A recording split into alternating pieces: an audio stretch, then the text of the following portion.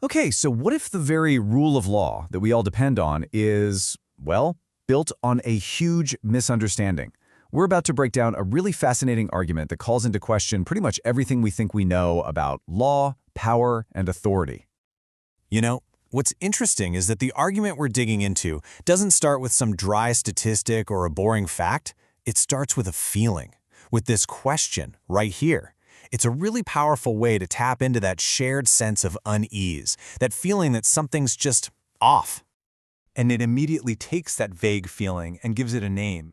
It's this idea that there's a growing divide between the rules we're told to follow and what actually feels like real, genuine justice. This really sets the stage for the big problem this argument wants to solve. So where does that feeling even come from? Well, the source material argues that it's not just random anxiety. It claims it all stems from a really basic, fundamental misunderstanding of what the word law actually means. And this right here, this is the central conflict. On one side, you have the definition most of us probably learned. Law is whatever the government passes and the courts enforce. Simple. But this is contrasted with a pretty radical idea that true law, with a capital L, exists before any government, and that government is supposed to serve it, not create it. Now, according to this line of thinking, the stakes for that first definition are absolutely huge. I mean, think about it. If the government is the only one who can create law, then by definition, can anything it does ever be truly illegal? It basically gets to be its own referee. So it all just boils down to this one single pivotal question. The entire argument we're looking at hinges on the answer to this. Is government the master of law, or is it the servant of law? It's framed as a choice between two totally opposite ways of looking at authority. Okay, so if the problem is a massive misunderstanding, then the solution that's proposed is, naturally, education. We're introduced to a course that's designed to give people the tools to answer that big question for themselves. And here it is, the Common Law Academy. You can see right from the course title, The Rule of Law, Power, Authority, and Accountability, that its scope is pretty ambitious. This isn't just about traffic tickets. It's about the very foundations of what makes a government legitimate. And when you look at the topics they're covering, it's clear this isn't about memorizing a bunch of modern rules and regulations.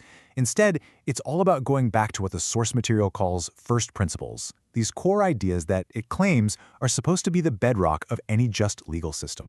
The material also goes out of its way to say this isn't about politics, not left versus right. The focus, it claims, is on a universal concept, jurisdiction. In other words, finding the clear, lawful lines that define where power begins and where it must end. But why? What's the whole point of learning all of this?